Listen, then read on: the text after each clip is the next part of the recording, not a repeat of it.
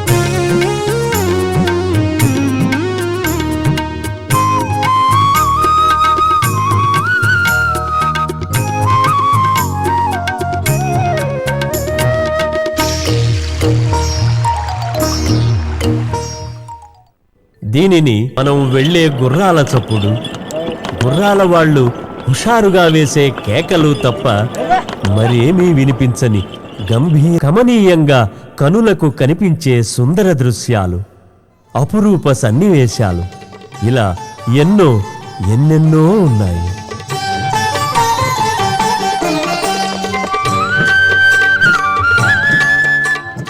మనసును పరవశింపజేసే సోయగాల హొయలు ఈ హిమాలయాలు.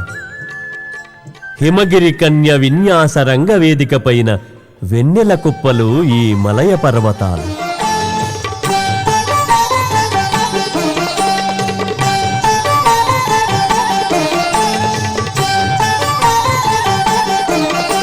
చిడ్బాసా దాటి 4 కిలోమీటర్లు వెళితే భోజ్బాసా అనే ప్రదేశం వస్తుంది.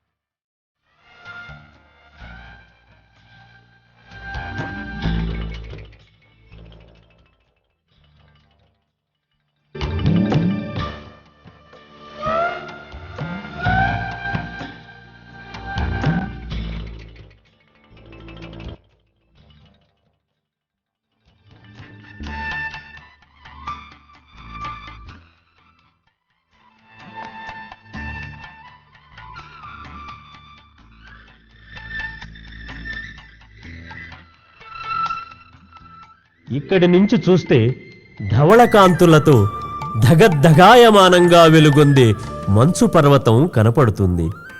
దానినే శివలింగ్ పర్వతం అంటారు.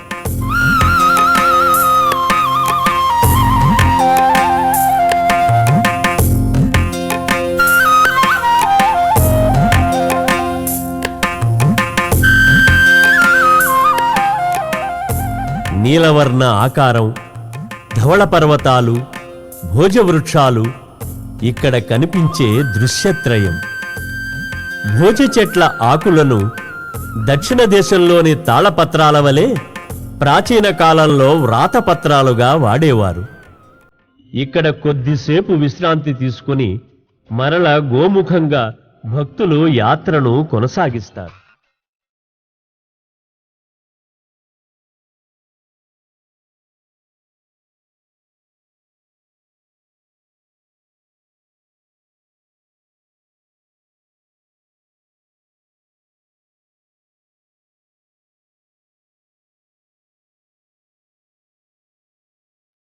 ఈ భోజ్ బసా నుండి గోముఖానికి 5 కిలోమీటర్ల దూరం ఉంది.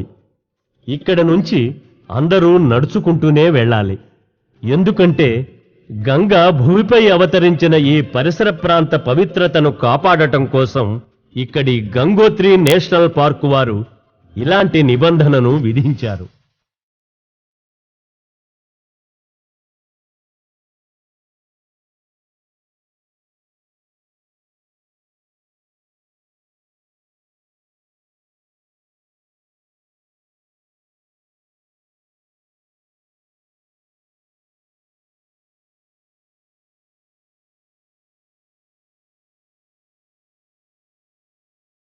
ప్రయాణం మొదట్లో దూరంగా కనిపించిన భగీరథ పర్వతాలను ఇప్పుడు దగ్గరగా చూడవచ్చు.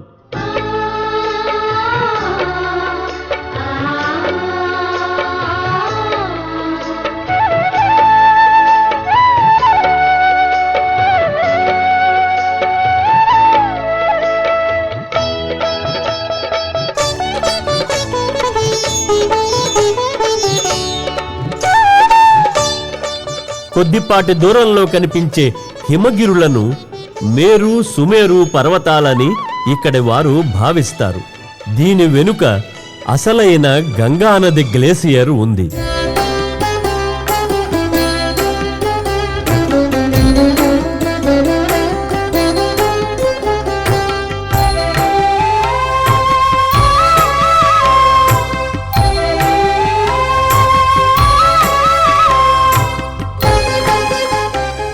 గోముఖాన్ని అక్కడి నుండి ఇంకా 4 కిలోమీటర్ల దూరంలో ఉన్న తపోవనాన్ని దర్శించి వస్తున్న ఓ విదేశీ పర్యాటకుని అభిప్రాయం తెలుసుకుందాం. Yes, hello, my name's Forrest and I've been in India since January. I came here with the intention of studying Ayurveda. Just spent some time I was just in Haridwar studying Ayurveda. And now I have a chance to travel and experience other parts of India, so I came here. Gangotri to Gomukh in Tapovan, and what can I say? Look around these mountains. It just instills a sense of peace, and the beauty of nature is imminent and awe-striking. So the journey along the way has been very beautiful, many people, many sights to see, and as I go Gomukh, the glacier, I didn't even realize it was a glacier. It doesn't even look like a glacier. But I get up there and then there's the ice falling and just amazed with the river coming out and just beautiful.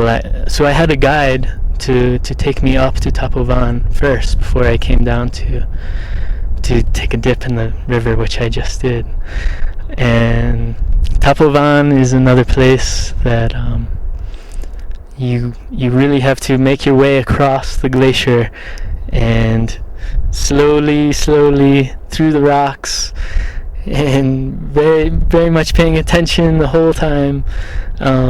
You get to this waterfall coming down and you just kind of have to sit there and take that in for a little bit. Then it's pretty much straight up. Halfway up you have to cross over the icy rocks and get to the other side of the stream and then go the rest of the way up to the top, where all of a sudden it just opens up. You're in this meadow, in this plain, and the Shivaling peak is towering above and you just look around, it's just mountains all around and just absolutely stunning. There's a feeling of just quietude there, like you can just be. There's nothing to do.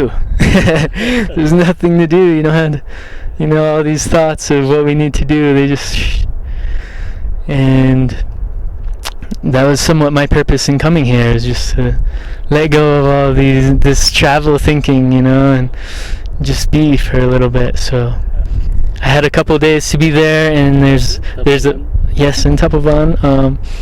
There's a silent Baba, a Muni Baba, and I stayed with him, which was perfect because I was feeling silent myself. So we shared meals together. He would cook, and I would just have the day to just walk around, and there's nothing up there. I mean, it's just open space. And came down today, and I felt just feeling very light, feeling the beauty, and had a chance to dip in the icy waters, Gomukh, and received the blessings. Yeah.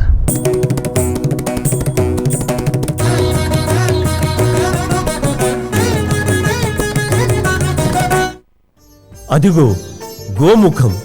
అక్కడ నదికి అడ్డంగా ఒక చిన్న కొండ వంటి బండరాయి. ఆ బండకు అడుగు భాగంలో సుమారు 12 అడుగుల వెడల్పు, 6 అడుగుల ఎత్తు ఉన్న ఆ రంధ్రంలో నుంచి ఉధృతంగా బయటకు వస్తున్న నీటి ప్రవాహం.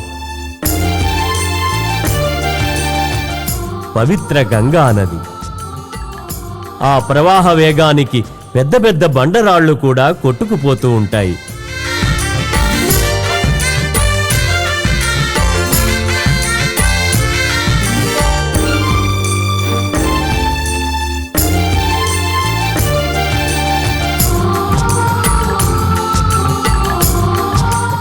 అదీగాక ఆ నీరు మంచుగడ్డ కన్నా చల్లగా ఉంటుంది. ఆ రంధ్రం ఆకారం కొద్దిగా తెరచి ఉంచిన గోవు ముఖం వలె ఉంటుంది.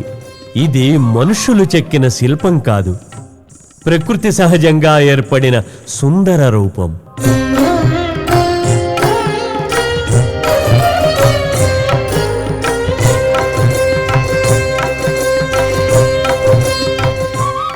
ఆ గోముఖంలో నుంచి జలజల దూకే జలపాతంలా ఆ గంగా ప్రవాహాన్ని చూస్తూ ఉంటే ఆ అనుభూతి మాటలతో వర్ణించలేనిది.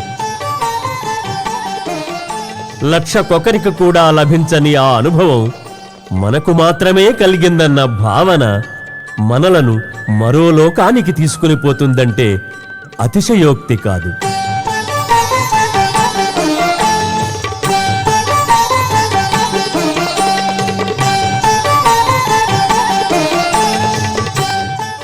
సముద్ర మట్టాన్నుంచి 4255 మీటర్లు అంటే 14,416 అడుగుల ఎత్తున ఉన్న గోముఖ ప్రాంతంలో భూమి కొంచెం చదునుగా సమతలంగా ఉంటుంది.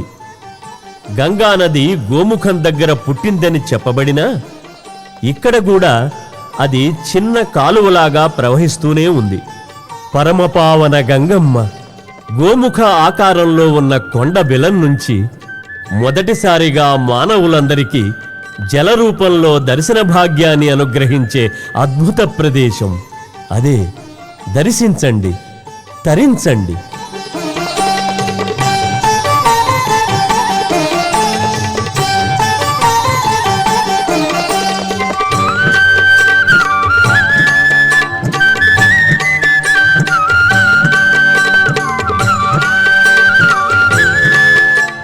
కదా యాస్మామ్యహం గంగాం కదా పశ్యామితామహం వాంఛత్యపి చయోహేవం సో అపి విష్ణుపదం వ్రజేత్.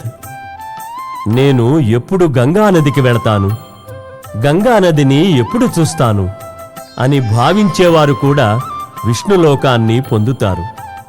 గంగ శబ్దం, గంగానదీ దృశ్యం, గంగా స్నానం, గంగా జలపానం మానవ జీవిత సార్థక్యానికి పుణ్య నిదర్శనాలు.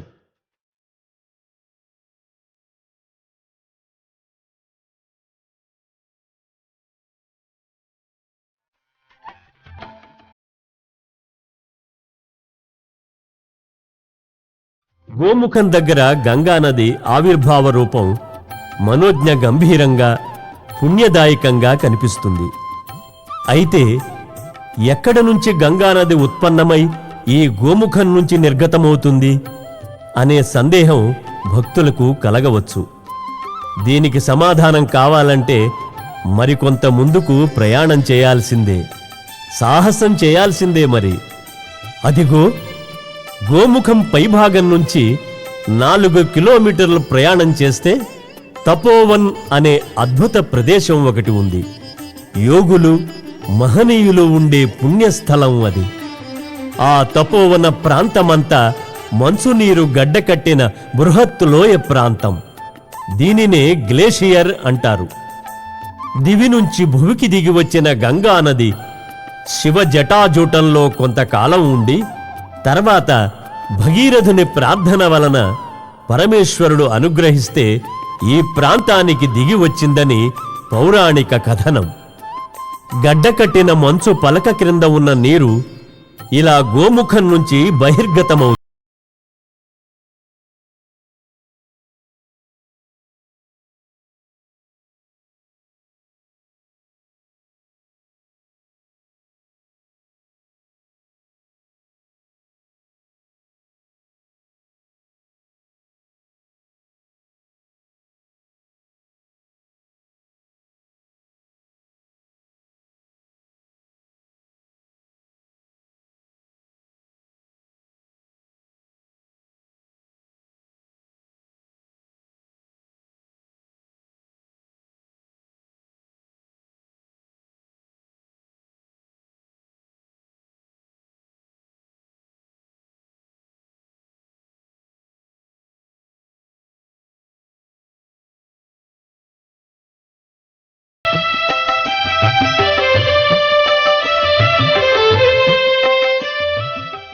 గోముఖాన్ని దర్శించి వస్తున్న విదేశీ యాత్రికుని అభిప్రాయం తెలుసుకుందాం. मेरा नाम है रामनुज दास, मैं लंदन से हूँ। मैं इस्कॉन से बिलोंग करता हूँ। वहाँ पर हमारा इस्कॉन का टेम्पल है, हरे कृष्णा मंदिर, और हरे कृष्णा मंदिर इस्कॉन से मैं संबंधित हूँ। और वहाँ पर हमारा एक प्रोजेक्ट चल रहा है, हरे कृष्णा मिशन, और हरे कृष्ण मिशन में हमारा हरे कृष्णा कल्चर प्रोग्राम है। गंगा जी में चारों धाम तो ये तो हमारे भगवान के, भगवान विष्णु के धाम है। ऐसा है कि जो हमारे शास्त्रों के हिसाब से जो गंगा मैया जी हैं को 5000 साल के बाद लुप्त हो जाती हैं। गंगा मैया ने 3 चीज़ें पूछी थी कि वो गंगा मैया तो आना नहीं चाहती थी, तो उन्होंने बोला पहले कि भाई मेरा कोई जो प्रवाह, जो मेरा वेग है, मेरी फोर्स है, वो कौन उठाएगा। तो भगवान शंकर बोले भगवान के चरणों का, विष्णु के चरणों का जल मैं अपनी जटाओं में लूँगा। तो वो बोले उसका मैं जो वेग होगा मैं संभाल लूँगा। तो गंगा मैया तो आना नहीं चाहती थी। फिर उन्होंने दूसरा जो प्रश्न उठाया जानबूझकर, भाई इतने लोग पापी लोग होंगे, वो मेरे जल में नहाएंगे तो मेरा जल मेरे को दूषित कर देंगे, तो मैं शुद्ध कैसे होंगी, जो अपने पाप छोड़ के जाएंगे। तो भगवान ने बताया कि जब शुद्ध भक्त जब वो स्नान करेंगे गंगा में, तो जो पापियों ने उसमें पाप छोड़े हैं वो उनको शुद्ध कर देंगे। गंगा मैया जी ने देखा कि मेरा अभी तो कोई बस नहीं है, जाना ही पड़ेगा। तो फिर उन्होंने बोला हाँ मैं जाऊंगी, मगर एक शर्त के ऊपर जाऊंगी। वो एक और शर्त ये है कि जब 5000 साल हो जाएंगे कलयुग के, तो तब मैं ये धरती पर नहीं रहूंगी, तब मैं वापिस अपने उधर जो स्वर्ग में यहाँ पर घूमती हूँ वहाँ पर चली जाऊंगी। तो जैसा गंगा मैया जी ने बोला, देखा भी कलयुग में पाप बढ़ गया है और ये जो गंगा मैया लुप्त हो रही हैं, और जो मॉडर्न साइंटिस्ट है वो तो ये बोल रहे हैं कि ओजोन है या ग्लोबल वार्मिंग है। मगर ये गंगा जी यहाँ तक 1966 में यहाँ तक गंगा जी थी। ये जहाँ पर ये कौवे उड़ रहे हैं, ये जो आपको दिख रहा है, ये बोर्ड दिख रहा है, यहाँ पर ग्लेशियर था। तो गोमुख यहाँ पर था। 1966 के बाद वो ग्लेशियर उधर पहुंच गया। अब ये इसके पीछे आपको गोमुख दिखाई देगा, तो गौ मैया गोमुख वहाँ होगा। हम तो ट्रैकिंग में आए गंगा मैया के दर्शन करने के लिए, गोमुख के दर्शन करने के लिए, कि जो हम भाग्यवान हैं।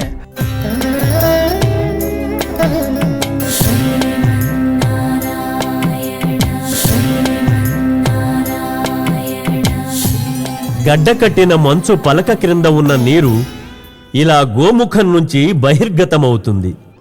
అక్కడ నుంచి గంగోత్రి, ఆ తర్వాత అనేక గంగా ప్రవాహపు లోయలను, ఇతర హిమ ప్రవాహాలను కలుపుకొని భాగీరథిగా హిమాలయాలలో పిలువబడి హరిద్వార్ దగ్గర గంగా నదిగా మైదాన ప్రాంతంలోకి ప్రవేశిస్తుంది. అలా ఉత్తర భారతదేశంలో సుదీర్ఘంగా పయనించి కలకత్తా దగ్గర బంగాళాఖాతంలో సంగమిస్తుంది.